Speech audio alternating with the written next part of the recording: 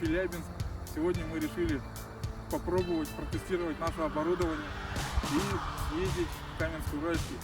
Ну и сделать такой небольшой тестовый влог, если это будет интересно зрителям, болельщикам, то почему нет. Жена, ты довольна? Очень. Отлично, мы едем в Каменск.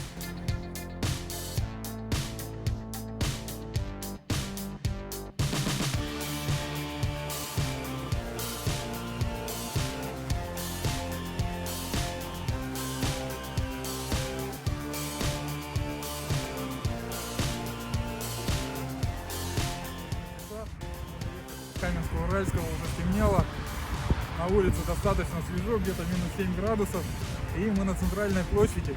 Любой может посетить эту площадь бесплатно. Вот такая вот церковь находится на этой площади. К сожалению, ее историю мы не знаем, но, наверное, это какой-то новострой.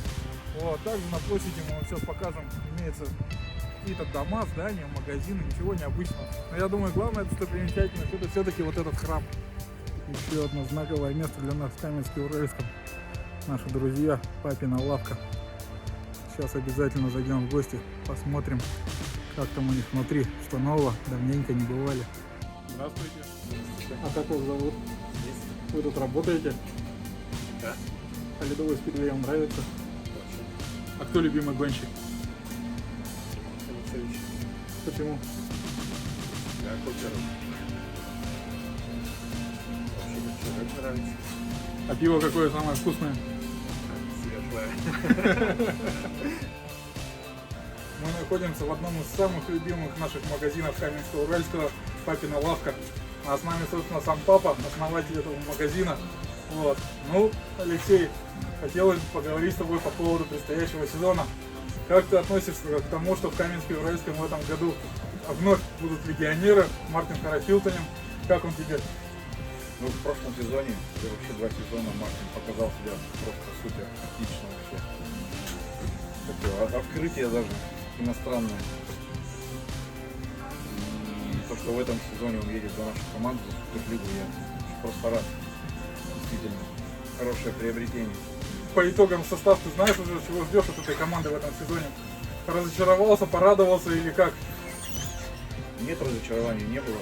Порадовался даже, да, и ожидаем, что покажут хорошую борьбу парни в этом сезоне.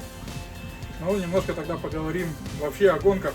Ну, на каких соревнованиях был? Какое самое запоминающееся твое соревнование, которое ты лично посетил? Стараюсь ездить по гонкам. В Уфу ездил, и в Шадринск, это понятно, да. И в Тольятти ездил. Что запомнилось?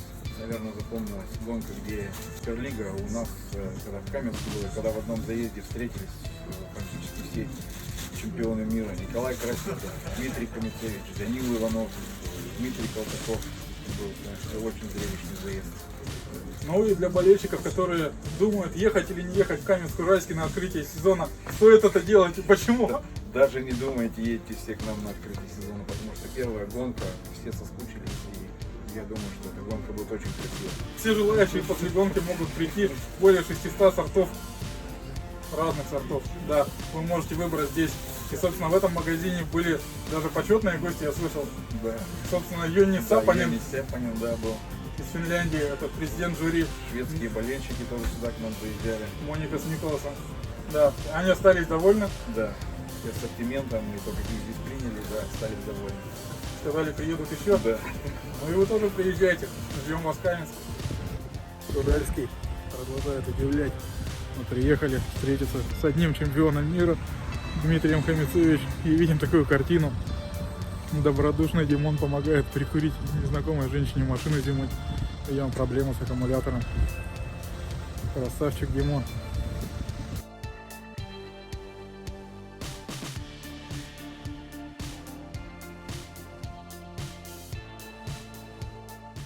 Каменск-Уральский, день второй. Мы прогуливались по утреннему Каменска и случайно встретили собаковода. Да, и хозяина собаки. Вот. Собственно, кто вы? Здравствуйте, Антон. Я обычный человек, знаком с необычными людьми. Так. Ну и вот ходил по кустам, как бы собака присела, ну и я здесь. Так. Поэтому я просто друг. Какое отношение вы имеете к ледовому стигвею? Ну, значит, несколько лет назад я оказался там первый раз на стадионе, посмотрел, меня вдохновило. Я стал говорить на трибунах. Люди говорят, что ты здесь говоришь, иди отсюда. А потом я стал зарабатывать на этом большие деньги. И теперь у меня ипотека. Ага.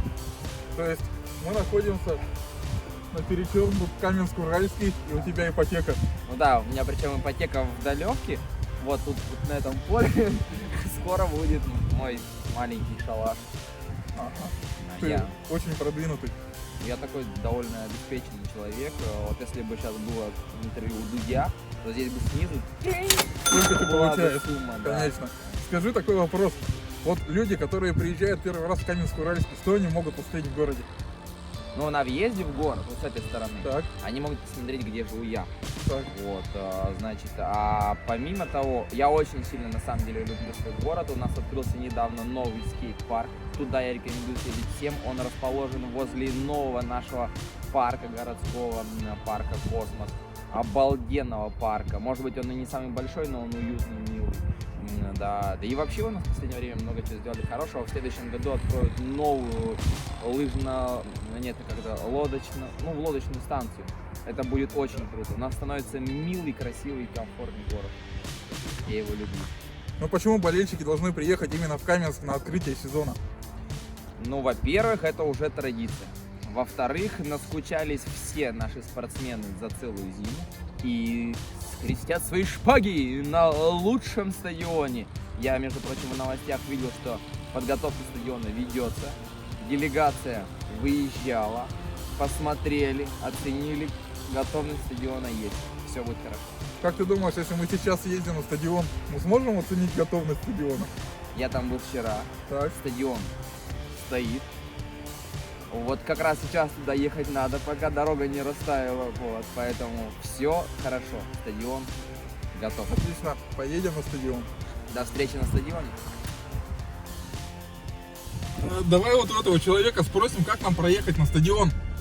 Молодой человек, вы явно не в себе, подскажите, как на стадион проехать?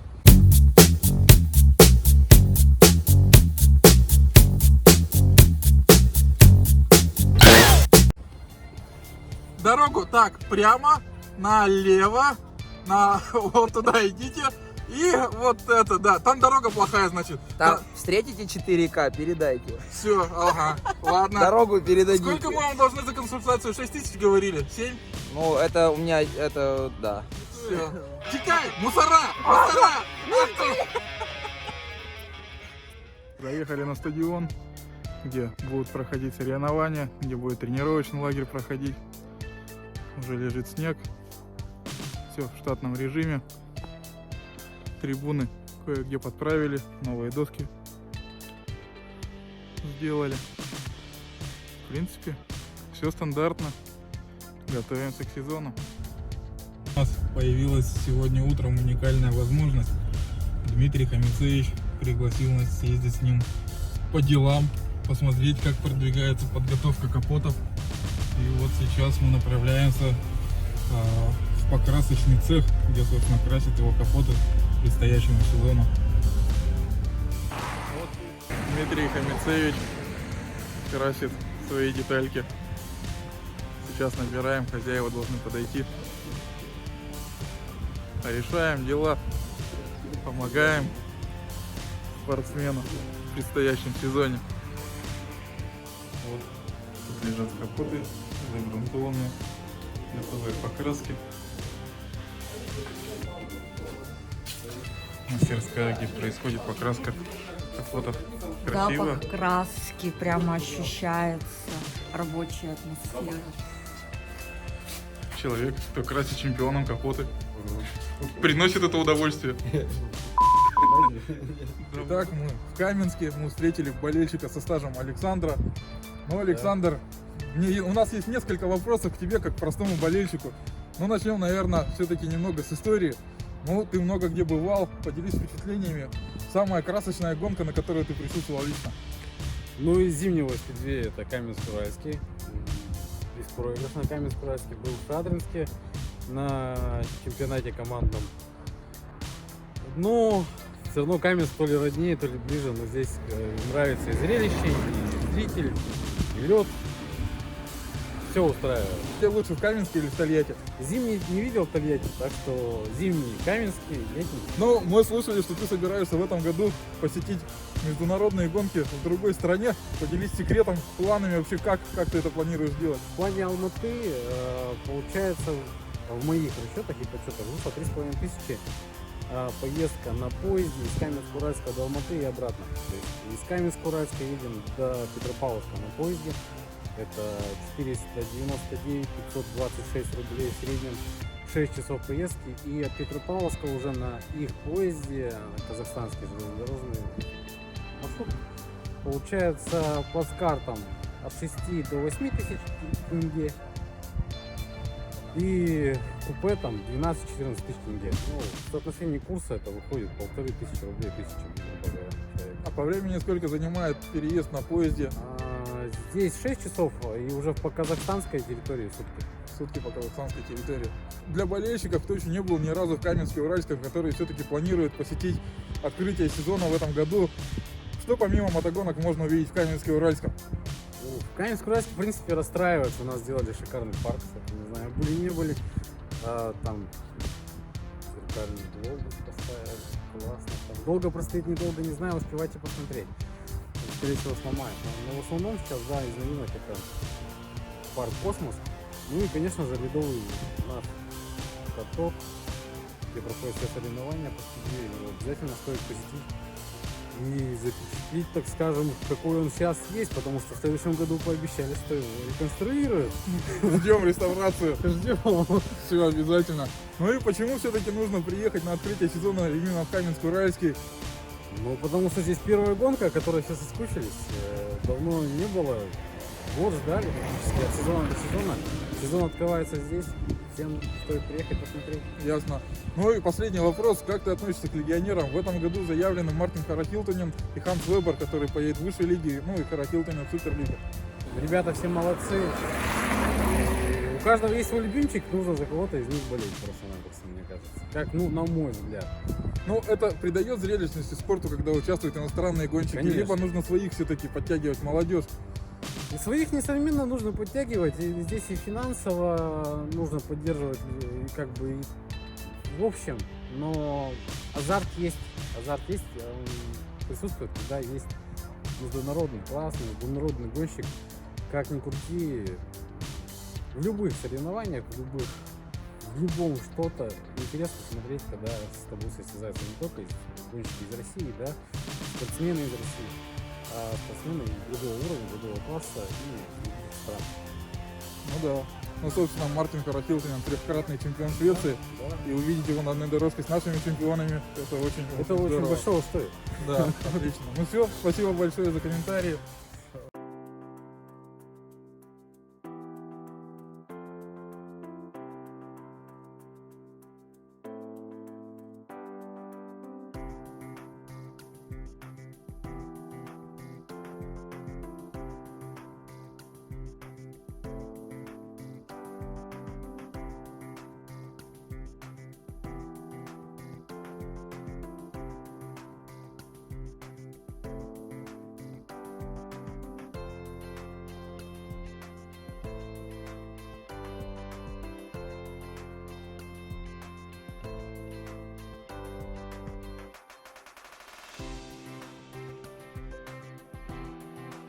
Ну, рядом с гостиницей расположено кафе «Марципан».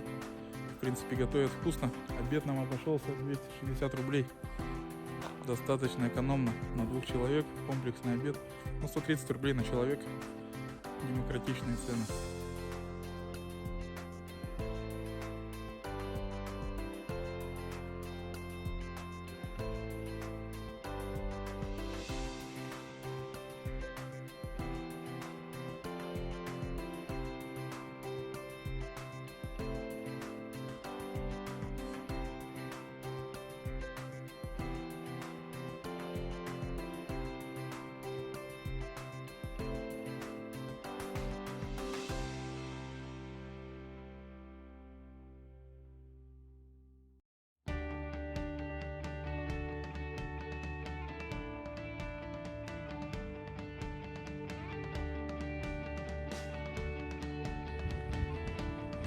легендарная Каменская школа номер 919. Сейчас зайдем внутрь в гости и посмотрим.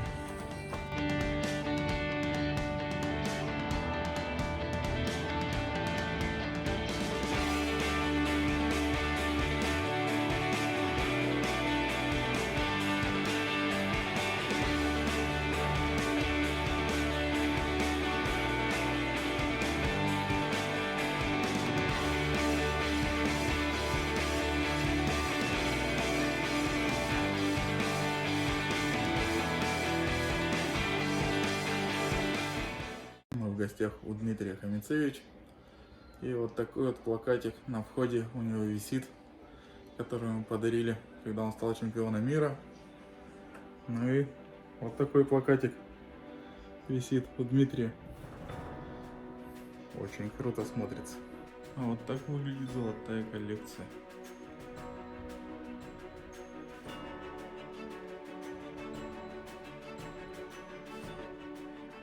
Награды и кубки в каждом углу. Кружечка из инцеля. С нами Дмитрий Хамицевич, вернее, мы с ним, потому что мы к нему приехали в гости. Ну, Дима, несколько вопросов перед сезоном. Всем привет. Да, собственно, как готовишься, как настраиваешься, чем занят, физика, мотоциклы? Как обычно, физика и мотоцикл. Мотоцикл больше занимает времени перед сезоном. Ну и физическая нагрузка каждый день. Занимаюсь в тренажерном зале. Ну, а мотоцикл, как обычно. Все заново вроде отгонял сезон, все готово, разобрал, опять начал все готовить. Нужен полный ремонт заново. Да. Понятно. Ну, собственно, скоро гонка открытия сезона. Вот. И вопрос к болельщикам, которые не были ни разу в Каменске, а не болельщикам, тебе, которые не были ни разу в Каменске-Уральском. Что можно посмотреть помимо мотогонок на льду в Каменске-Уральском? У нас очень красивая природа, речка. Ну, я не знаю, город, много филатории, не знаю, там, бани, сауны, девчонки. Рекомендации от спортсменов. Это так и шутка. Да. Ну и, собственно, почему нужно приехать в Каменск-Уральский на открытие сезона? Ну, я думаю, это как бы первая гонка в сезоне. Все-таки как бы ребята настраиваются на борьбу, и будет интересно, конечно, и захватывающе, потому что первая гонка это командная будет. Ну, и будет, получается, Европа, Россия, это первые соревнования, как они неофициальные, большая тренировка будет, но официальное соревнование будет 7-8, получается, декабря, будет командная суперлига, 4 командные, очень сильные, сейчас как бы такие средние, как состав более одинаковые, 4 команды, более одинаковый состав. Я думаю, будет борьба красивая, азартная. Ну и еще тогда вопрос. Болельщики с нетерпением ждут зимнего сезона, а мотогонщики ждут зимнего сезона. Вы успеваете соскучиться? Да вот только зима-то вот кончилась, а она опять наступила почему-то, и лето быстро пролетело, и мотокросс все пришел к финишу. Мы здесь по недели полторы назад еще ездили в Нефтеюганск на гонку. Сезон завершили летний и приступили к зимнему. Как бы она без отдыха, получается, месяц перерыва, вот этот октябрь месяц, ни туда и ни сюда. Вот мы стараемся физически нагрузить себя. Подготовиться. Да. Ну, желание есть, настрой боевой. Как обычно, настрой боевой, желание очень большое. Ну, отлично. С нами был скромный Дмитрий Хамицевич. Сауны. Да. Да, это не я, это Ну вот и все. Время на часах 17:20. Почти сутки мы провели в Каменске-Уральском. Хотя хотели заскочить всего на несколько часов, сделать обзорное видео. Но встретились со множеством людей. Отлично провели время. Очень много знакомых, друзей, незнакомых людей, с кем пообщались, посетили много мест. Сейчас нужно добраться до дома. Думаю, через 2 часа мы уже будем дома и займемся монтированием видео. Ну а, собственно, всем, кто посмотрел до конца это видео, есть один вопрос: стоит ли продолжать дальше делать это? Интересно это вам или нет? Где-нибудь в комментариях под этой видеозаписью пишите свое мнение. Думаю, если будем делать дальше, то, конечно, будем стараться делать это лучше. Всем спасибо. До следующего